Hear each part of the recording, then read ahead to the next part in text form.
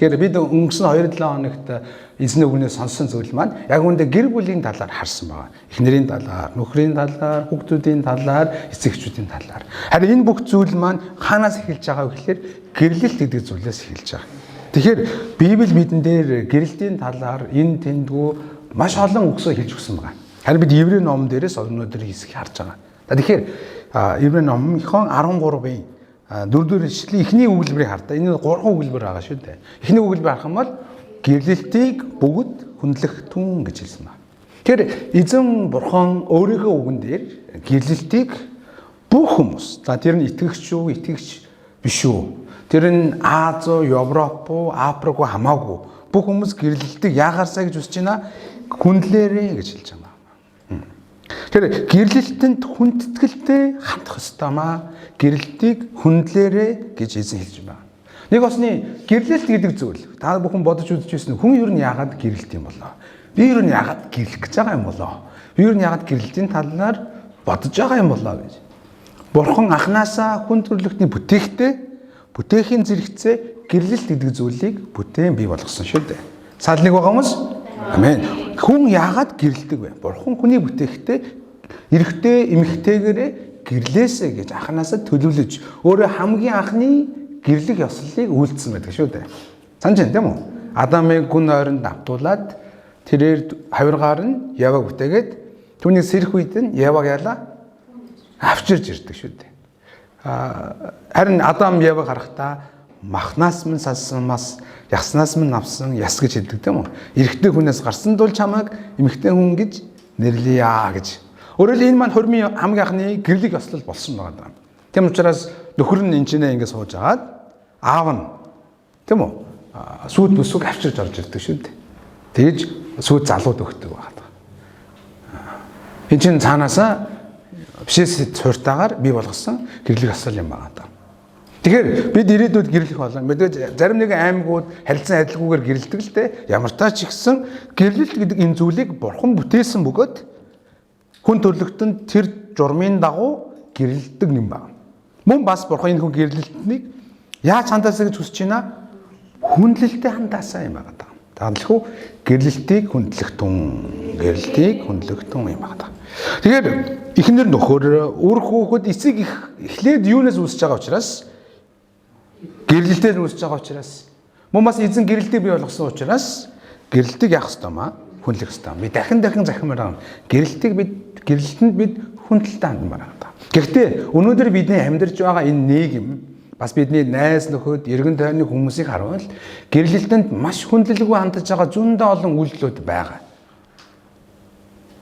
Зарим хүмүүс гэрлэх ёслол хийж яадیں гэж бодож байгаа хүмүүс байна. Өөр ингээд хүнтэй суугаад хүүхдүүдтэй болцсон хэрнээ одоо үргэлжлэл гэрлээгүй.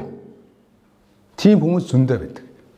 Энэ нь гэрлэлтэнд хүндлэлгүй хандж байгаагийн нэг илрэл юм байна. Бид мэдэхгүй байхдаа тэгжсэн бол мэдсний дараа тэгж болохгүй гэсэн үг юм байна.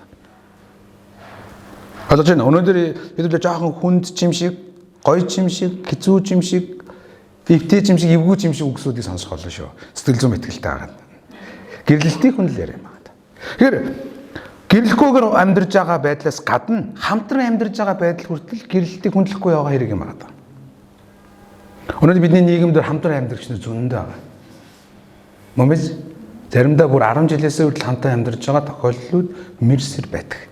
Оюутан насн дээр бол бүр их 20-д гараад бол бүр их болж байгаа юм зөвхөн. Мэдээж энэ хамтран амьдрнаа гэдэг маань хуулийнхаа дагууч дээр бурхны үгийн дагууч дээр Библийн ёс бус хэрэг болж байгаа.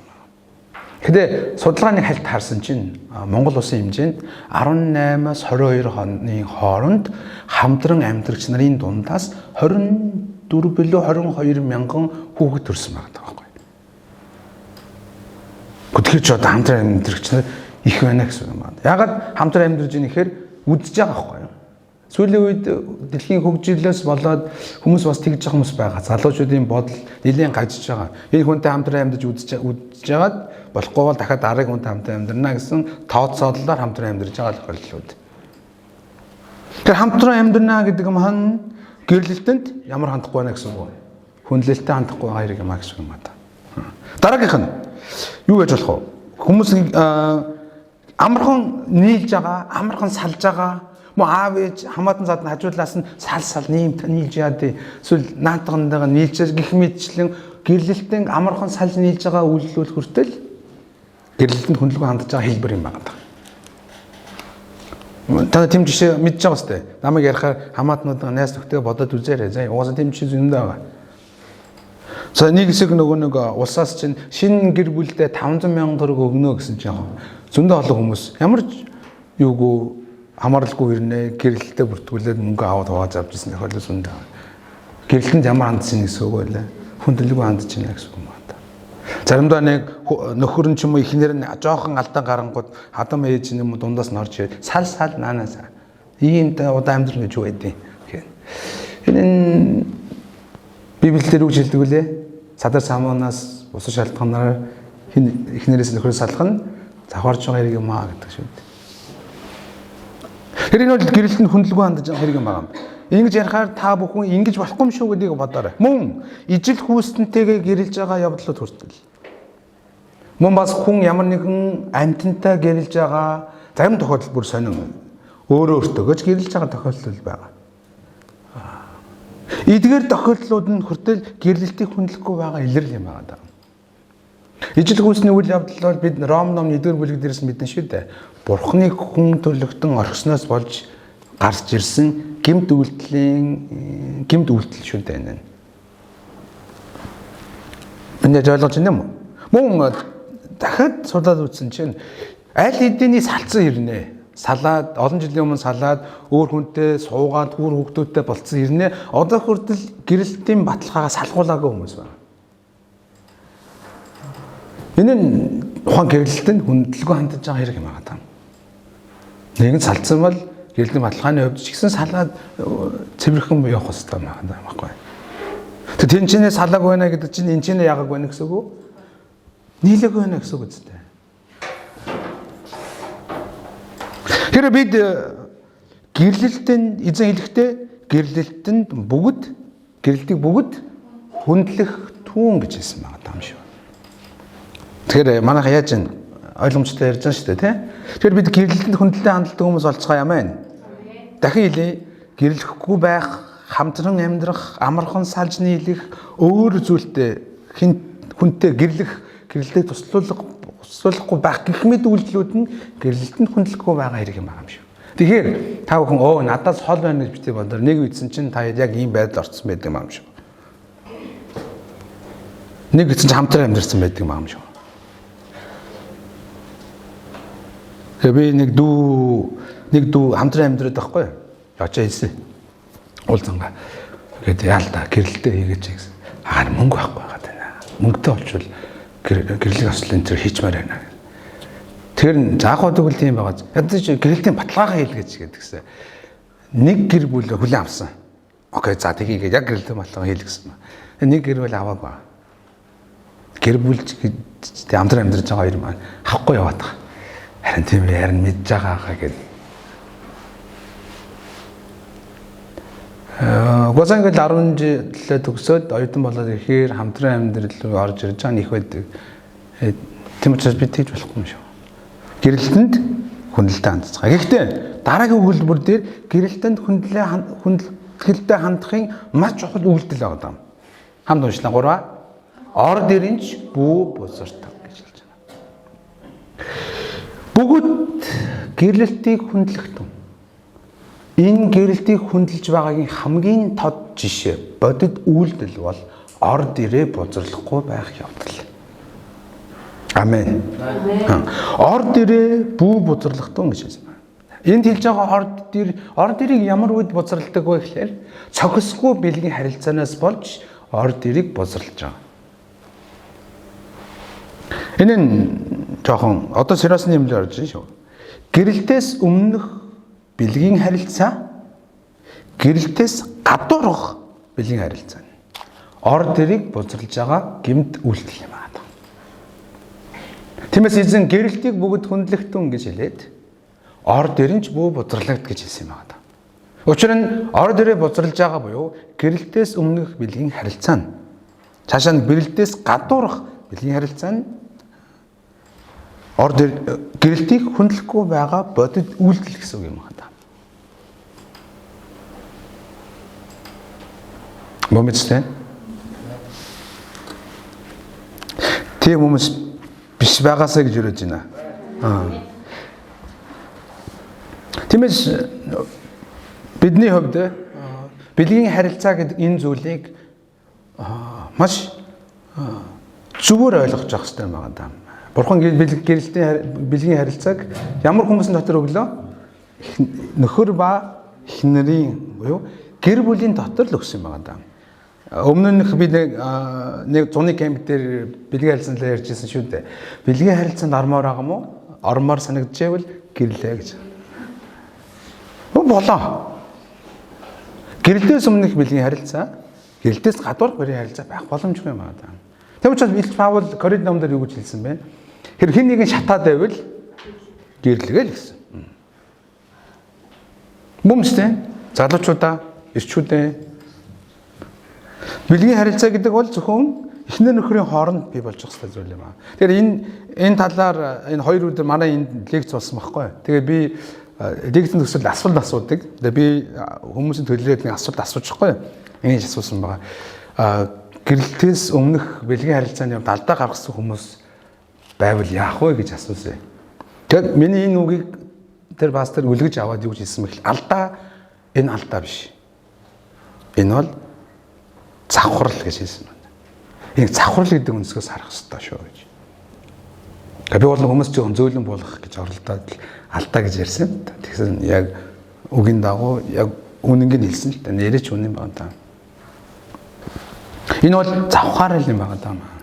Гэрэлтээс гадуурх бэлгийн харилцаач завхаарал бол гэрэлтээс өмнөх бэлгийн харилцаач гэсэн завхаарал юм байна та. Энэ бол гим нүгэл. Энэ бодит бурхны өмнөх гим нүгэл юм байна та. Энэ нь юу гэрэлтийг хүндлэхгүй байгаа бас хэрэг юм байна та. Энэ нь орд ирээ яаж байгаа хэрэг юм аа. Бузралж байгаа хэрэг юм аа.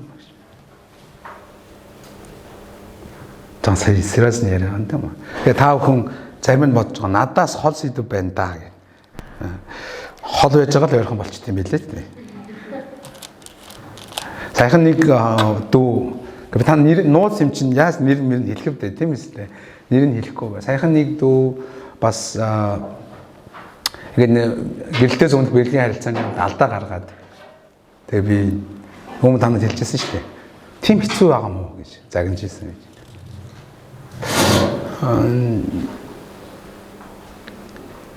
Энэ зүйлийг бид маш тодорхой ойлгомоор байгаа. За тэгэхээр бүр илүү том нэг шалтгаан нь Гутарагийн 3 дахь өгүүлбэр дээр байгаа. 3 дахь өгүүлбэр 3. Учир нь янхан ирчүүдийг болон завхаарагчдыг бурхан шүүнэ.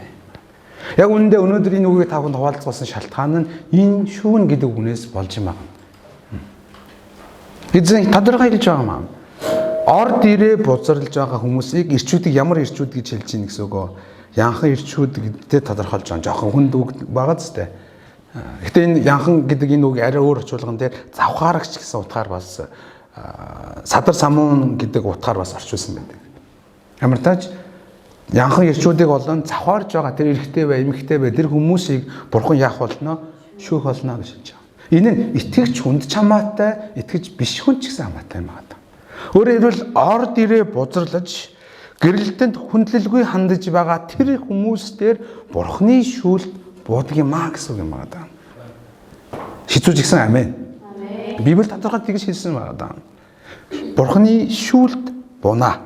Шүүлт гэдэг үг арай өөрөөр шийтгэл гэж орчуулж болно. Арай өөрөөр хэлэхдээ бурхны сахилгажуулалт гэж хэлж болно. Бурхан шүүдэг юм байна.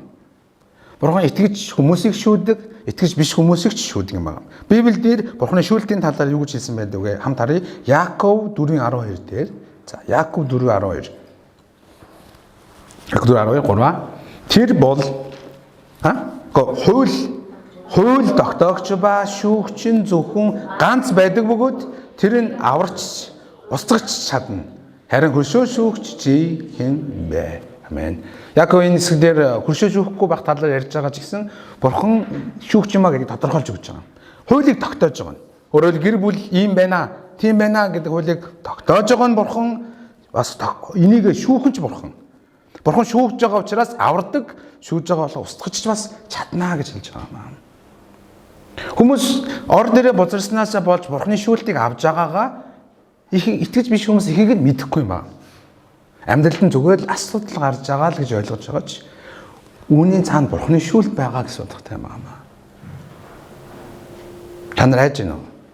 Жоо хайх хэрэгтэй байгаа юм шиг. Яг энийг ингээд сонсонгоо 2 удаа сонссон. Би сонсонгоо хамаатнуудаа бодоод, дүүнэрээ бодоод, ах эгчнэрээ ингээд бодсон чинь яг бурхан нэрээ шүүж байгаа үйллүүд нь хэд хэд харагдаж байна. Таад бараг газарлан да. Бурхан тодорхойгоор шүүдэг нэг юм байна. Бид энийг олон зүйлээс харах боломжтой. Тэр дундаа 1-р Тесалоник ном 4-4-өөс хамт харъя. 1-р Тесалоник ном 4-ийн 3-аас 8 дугаар эшлэл дээр хэлсэн байгаа. 1-р Тесалоник 4-ийн 3-аас 8 дээр за би уншиж үгээ тавхан хараарай. Бурханы хүсэл нь та нарын ариусал бөгөөд тэр нь юу гэвэл та нар садар самууныг цээрлэж хүн бүр ариусал хийгээд хүндэтгэл дор өөрийн биеэ хэрхэн хянахаа мэдж Бурханыг мэддэггүй харин мэд дачаангүй хүсэл эс байх юм. Мөн хинч үүнийг зөрчиж энэ хэрэг дахтуугээ мэхэлж болохгүй.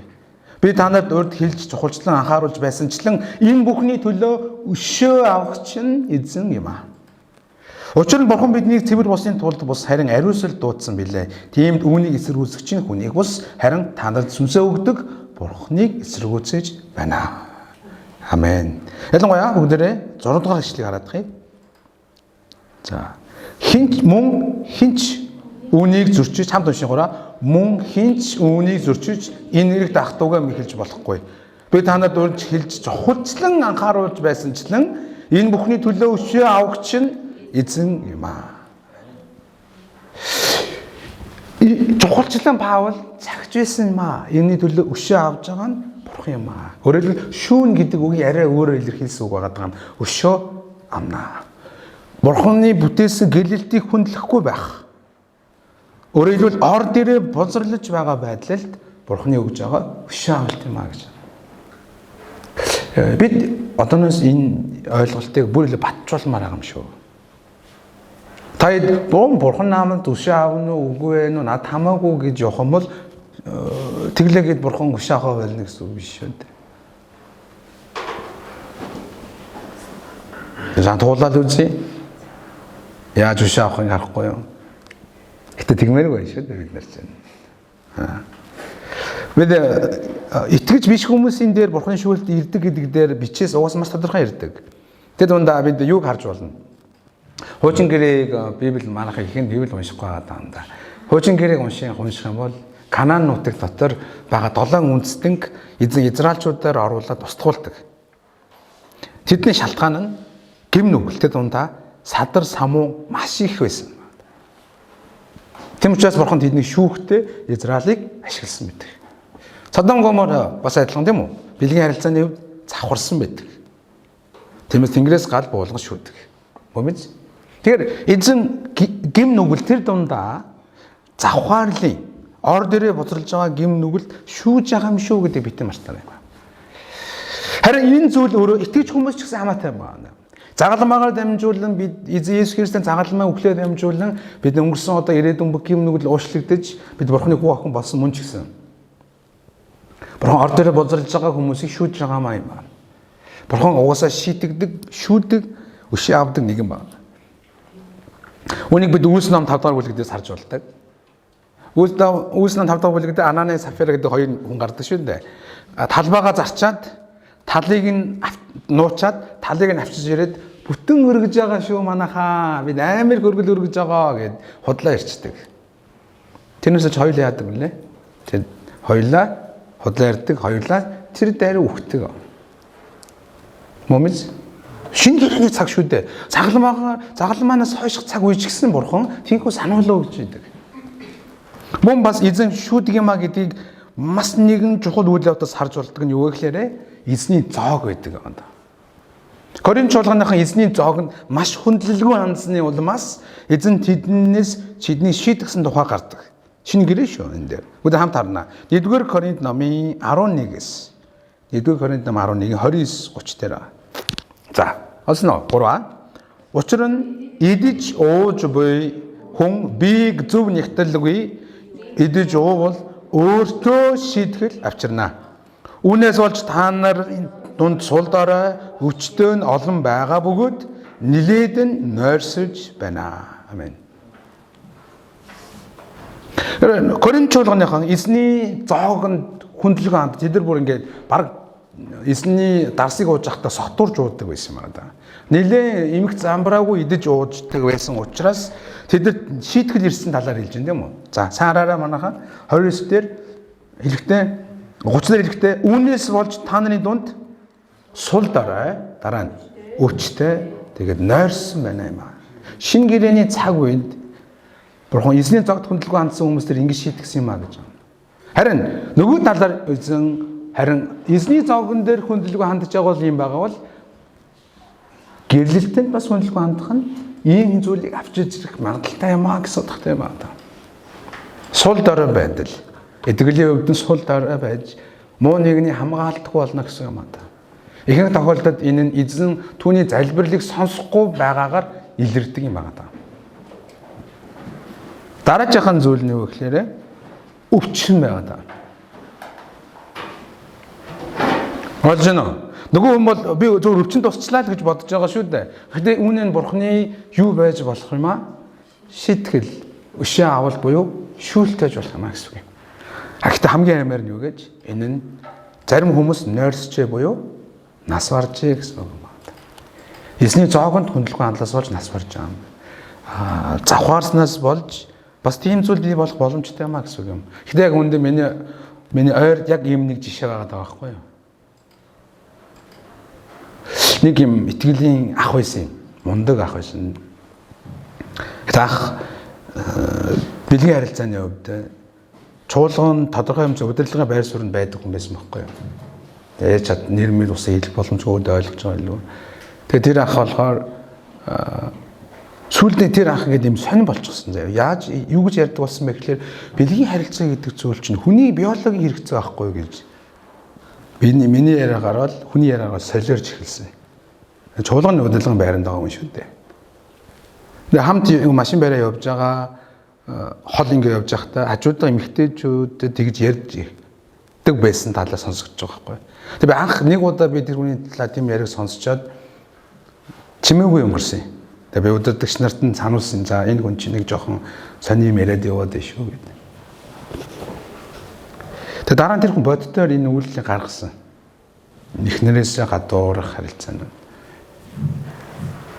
Тэгээд энэ хүн олон хүний үг сонсохгүй явсаар байсан.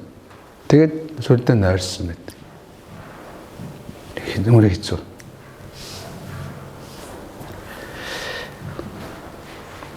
Гэдэг өөр зөндөө олон асуудалтай хүмүүс байна. Өвчтөе хүмүүс байна. Янз бүрийн амьдрал нь гээд бүтэхгүй байгаа хүмүүс байна. Нөгөө уучлаарай би таадаг хүний муулах гээд байгаа юм биш шүү. Зүгээр би эсэрэмжлүүлжлээ. Эзнүүг бидэнд шүүнэ гэсэн байгаа даа. Тэгээ олон би дүүнэрийг энэ тал дээр алдаад тэрнээсээ болоод итгэлийн хувьд нь унжааг харсан байгаа. Мөн миний ойрын бас дахиад нэг хоёр хүн энэ асуудлаас болж яагаад ингэж юм бол тийм ээ. Ялангуяа энэ дээр хамгийн их алдаж байгаа хүмүүс юу вэ? Эрэгтэй өнөө эмэгтэй өнөө? Аль нь хамгийн хөө? Бичээстэй сайн юунд явж хэллээ. 3-ын 13-ын 4 дээр ямар ирчүүд? Яа. Эхлээ завхаарчаас түрүүнд хэнийг тодорхойлж байна? Ирчүүдийг ярьж байгаа юм. Ирчүүд хамгийн их алдах боломжтой юм байна.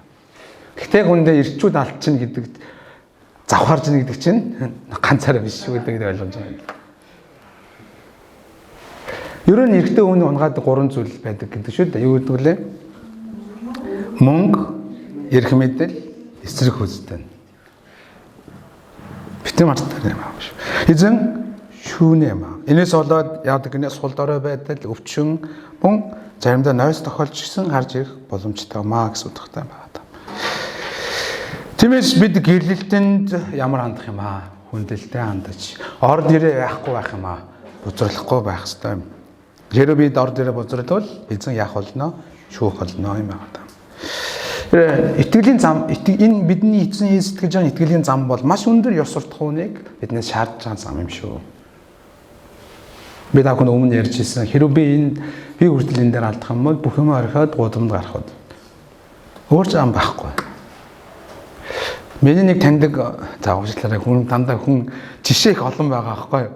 Ямар олон таньдаг хүнтэй чинь тэг ямар олон алдаа гаргацсан байна. Миний таньдаг хүн нутаг ботсон ба үйлчлэлээ орхиод. Ор дээр бузарлаагүй. Ор дээр бузарлах хандлага гаргасан гэдэг. Зүгээр юу бэлгийн харилцааны хувьд завхарсан хэрэг биш ч гэсэн тийм сэтэл өгсөн гэдэг. Үйлчлэлээс нь буулгаад нутаг буцааж байгаа. Тэгээ би арай хатуу шийтгэл биш үү гэнэ. Удирдлагаас нь асуусан чинь бидний зам юм зам. Тэр хэмжээний хариуцлага байх хэрэгтэй шүү дээ гэд. Хэлэхээр нэрэн тэндээ гэд өнгөрсөн байна. Би дандаа шуулганы удирдлагын байранд байсан хүмүүсийн тухай ярьж байгаа. Тэрнээс итгэгчний тухайд тийм жишээ зөндөө байгаа шүү дээ. Та мэдж байгаа тийм. Тань өдний өмнө гарч байгаа шүү дээ. Би нэг л үгэн дээр эзэглээд байгаа нь бурхан шүүнэ гэдэг үгэн дээр. Яхаарахгүй бурхан шүүж байгаа үнэн учраас. Би нэг төдийлэн нэг сайн анзаараагүй юм шиг байна. Зүгээр амьдрал нь бүтлгүүдэд байна гэдэг өнцгөөс харж исэн болохоос биш бурхан яг шүүж нэ гэдэг өнцгөөс юус хараагүй байгаа юм аа. Үгүй энийг зайлшгүй ярих хэрэгтэй байна да гэж бодсон юм аа. Залуучууд минь энэ дээр бэлтгий алдаасаа гэж өрөөж байна. За хамгийн сүүлдээ хэрв бид алдаа гаргавал яах вэ? За би алдаа гэдэг үгээр ярьж байгаа шүү. Харин нөгөө үгээр нь хэрв бид үнэхээр яг ор дээрээ бузарлах энэ гэмт үйлдэлийг хийвэл яах вэ? Нэг өдөр алдаа гаргачвал яах вэ? Тийм үү? Өөрийгөө буруутгаад цуглаанаас холдоо цуглаандаа явахгүй гэсэн тангараг өргөх үү? Тийм биш шүү дээ. Энийг хийлээ. Юдас эзнээс урвсан тэнийхээ өөрийгөө буруутгаж амиа хорлсон байдаг. Петр бас эзнээс урвсан, алдаа гаргасан мөнч. Тэгэхээр тэр буцаад түүн рүү иргэсэн байдаг. Бид алдаа гаргавал өөрийгөө буруутган холддог хүмүүс биш. Уучлаарай гэд хариуцлага өөрөө дахин ойртдог хүмүүс байх хэрэгтэй байгаа юм шүү. Үүн дээр хуучин гэрээнээс тод жишээ бол Давид хаан байгаа. Давид хаан яадаг вүлээ? Бетшабада завхардаг шүү дээ. Тэгээ нөхрийг нь алаад, эхнэрийг нь аваад олон хаттай хэрнээ дахиад нэг хүүхдтэй болчдөг. Өмнөж эзэн түүнийг шийтгдэг учраас тэр төрсөн хүүн нас бардаг үстэй. Тэ түүнийг уншижсэн юм уншаараа манайхаа. Давид хаан хэрнээ завхарж байгаа. Гэтэ бурхан Давид хаан шавныг удаад дарж өнгөрөө гээгүй тэр ууган хүүг нь нас барж байгаа. Бурхан тодорхой түүнд бишүүдэг зөв шудраг бурхан юмаа гэдгийг харуулсан байдаг. Гэтэ Давид хаан тэгсэн ч гэсэн гимшсээр байдаг учраас тэр Батшабагаас дараагийн эзэн хаан болох хэнийг өгдөг вүлээ? Соломоныг өгдөг. Бид тууштай гимших хэрэгтэй юм. Нэгдүгээр явах нь 1:9 алдартай ишлэл юм уу? Нэгдүгээр явах нь 1:9 дээр. Бид нүглээ улаавал итгэмжтэй зөвд тэрээр нүглийг маань уучилж өхийл зөв бусаас биднийг цэвэрлэнэ. Амен. Маш тодорхой байна. Хэрвээ та бүхний хин нэгэн чуулганд үйлчлдэг байгаад бэлгийн харилцааны хувьд ялангуяа гэрэлтээс өмнөх бэлгийн харилцааны хувьд алдаа гаргаад өөр ол дээрээ бодсноос гэрэлтэнд хүндлэгөө хандах юм бол чуулганы зүгээс ямар гарга хэмжээ авах вэ гэхээр таныг үйлчлэл хийхгүй байх болно гэж та мэдж байгаа. Та тэрийг хүлээн авах хэрэгтэй юм шиг. Уучлаарай миний буруу гэж. Зарим нэг хүмүүс би явлаа гэдэг хүмүүс байдаг. Алдаа гаргачаад энэ гимшдэггүй хүмүүс. Би тэгш осохгүй юм шиг. Бид алдаа гаргуул яах вэ гэхээр гимшин. Давхар юу вэ гэхээр таалгүй гимших. Хариуцлага хүлээх. Засах. Бид энэ зарчмаар л явах. Бид гимшин. Бид хүний өмнө гимшин, бид бурхны өмнө гимших болно. Дараа нь бид хариуцлагаа үүрэх болно. Харин 3 дахь нь бид яах болно? засах болно. Нэгэнт өнгөрцөн зам гэж ерөөсөө явахгүй. Тийм итгэлийн хүмүүс, тийм гоё гэрэлтэн хүндэлтэй ханддаг залуус байгаасаа гэж чин сэтгэлээс яриж байна. Амен.